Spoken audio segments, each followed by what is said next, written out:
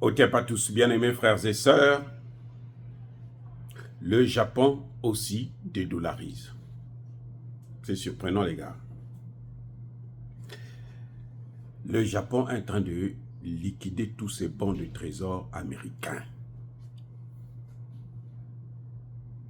Pour le premier semestre de cette année 2024, le Japon s'est débarrassé de près de 63 milliards de dollars américains.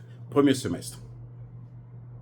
Vous savez que la Chine aussi s'est débarrassée ce même semestre de 53 milliards. Le Japon, non, pas 63, 62 milliards je pense, entre 62 et 63 milliards de dollars.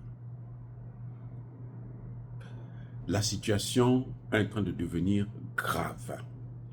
On attend maintenant la fin du deuxième semestre 2024 pour savoir combien ils vont vendre. Vous savez pourquoi?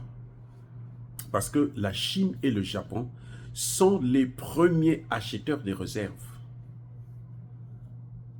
des bons de trésor américains. La Chine et le Japon, ce sont les premiers.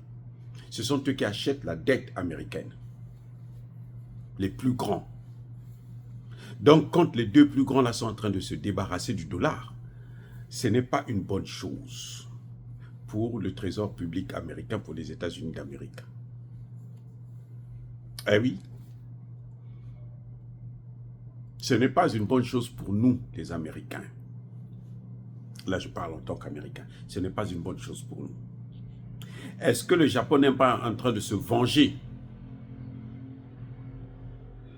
Eh oui, de bombes de Nagasaki et Hiroshima. Est-ce que vous croyez que les Japonais ont oublié ça?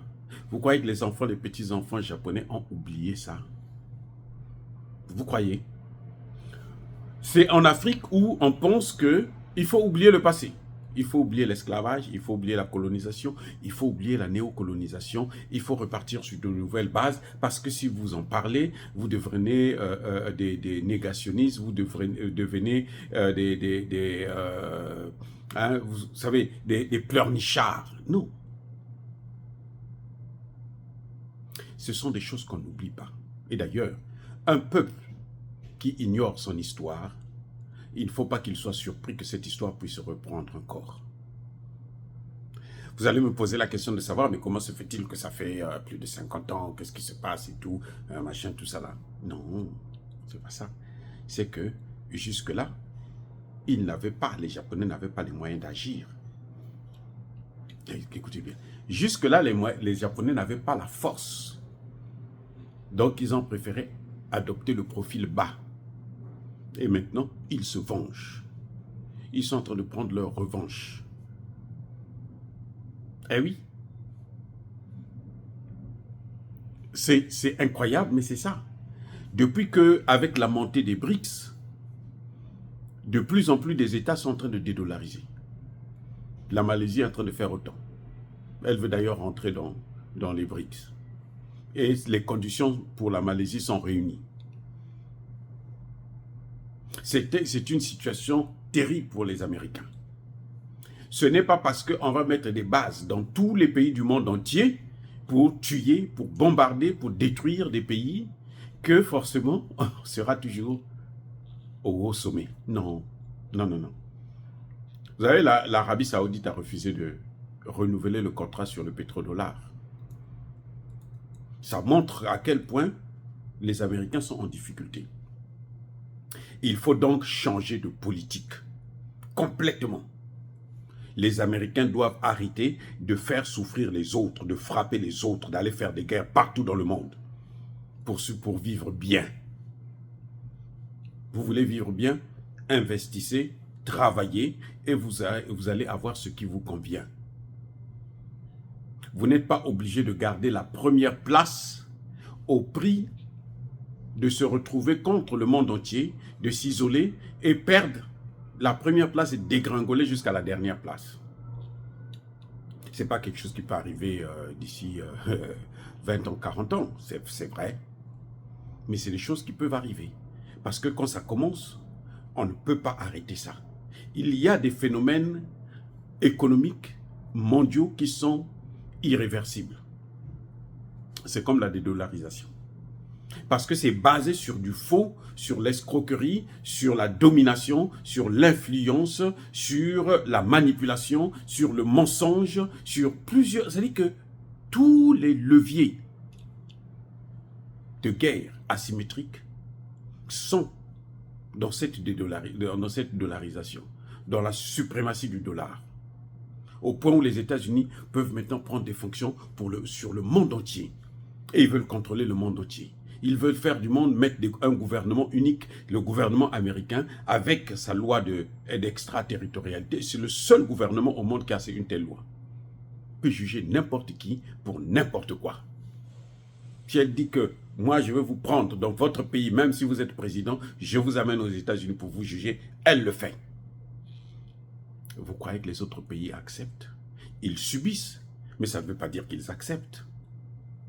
Donc, vous voyez, le Japon est en train de reprendre les choses, sa responsabilité, en se disant, mais c'est le moment où jamais, moi aussi, je peux me venger contre ce type. Ne soyez pas surpris qu'un jour, les Japonais disent que bon, la base militaire, là, on n'en a plus besoin. Je vais vous faire savoir que l'Allemagne a décidé maintenant de modifier sa loi sur la défense et la sécurité. Elle ne va plus attendre et compter sur les États-Unis, ni sur l'arme nucléaire français. Elle va faire ce qu'elle doit faire pour assurer la sécurité de son pays. Et elle a mis les moyens, elle va mettre les moyens.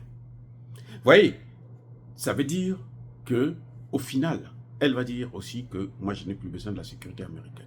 Je suis capable d'assurer ma sécurité moi-même. Ça veut dire que l'Allemagne va aussi vers l'arme atomique maintenant. Qu'on le veuille ou non.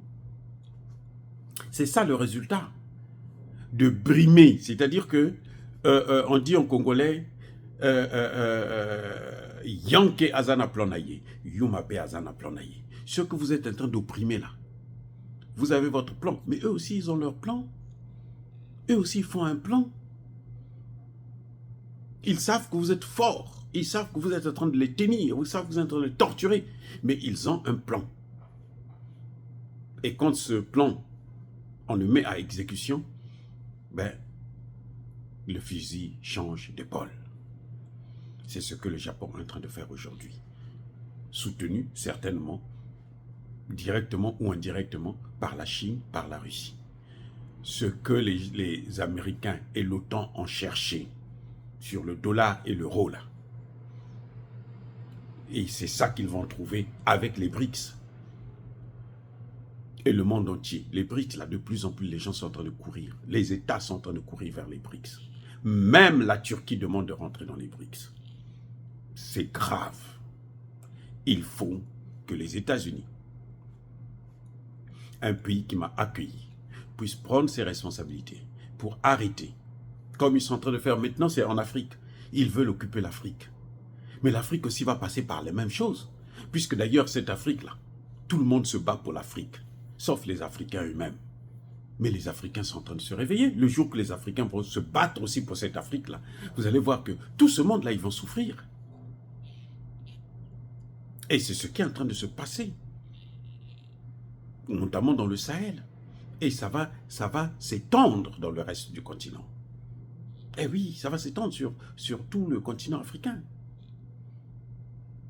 Oh, bien aimés frères et sœurs, dire cela c'est inciter à la haine ou à la violence. Non, Yahva, colère, encore une fois de plus, bien aimés frères et sœurs, je persiste et je signe. Soyez bénis, soyez abondamment bénis par le Dieu des Kémites et par nos ancêtres évangélisés. Mais que tous ceux qui persécutent le continent africain le pillent et le déstabilisent, qu'ils soient noirs, blancs, chinois, arabes, juifs, indiens ou qui qu'ils soient punis, maudits, foudroyés, neutralisés, écrasés, effacés par le Dieu des Kémites et par nos ancêtres évangélisés. Vive l'Afrique éternelle, j'ai dit et j'assume.